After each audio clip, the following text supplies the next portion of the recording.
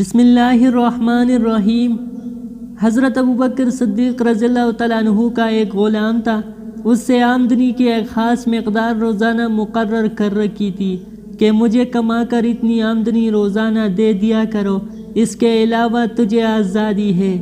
ایک روز ایسا ہوا کہ وہ غلام کچھ کھانا لے کر آیا اور اس نے حضرت ابوبکر رضی اللہ تعالیٰ عنہ کی خدمت میں پیش کر دیا۔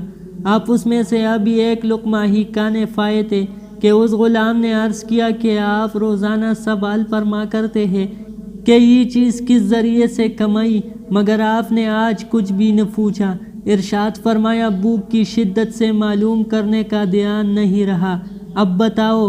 اس نے عرض کیا کہ زمانہ جاہلیت میں ایک قوم پر میرا گزر ہوا، ان کا ایک شخص بیمار تھا، میں نے کچھ منتر پڑھ کر دم کر دیا تھا، انہوں نے اس کے عوض مجھے کچھ دینے کا وعدہ کر رکھا تھا۔ آج جو ادھر سے میرا گزر ہوا تو چونکہ ان کے یہاں شادی تھی اس لیے انہوں نے مجھے دیا جو اس وقت آپ کے سامنے حاضر ہے۔ حضرت ابوبکر صدیق رضی اللہ تعالیٰ عنہ نے اس کی یہ بات سن کر فرمایا، تو نے تو مجھے برباد ہی کرنے کا سامان کر دیا۔ اس کے بعد منہ میں ہاتھ ڈال کر قے کرنے کی کوشش کی، مگر وہ لقمہ جو سخت بھوک کی حالت میں کھایا گیا تھا نہ نکلا۔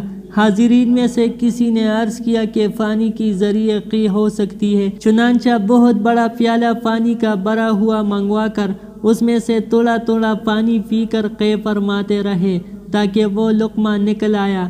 کسی نے کہا کہ اللہ آپ پر رحم فرمائے، آپ نے ایک لقمہ کی وجہ سے اتنی مشقت برداشت فرمائی۔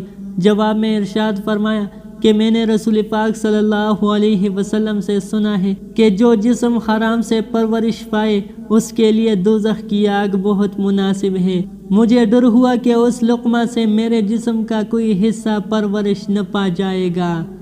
اللہ تعالی ہم سب مسلمانوں کو حرام مال سے بچائے۔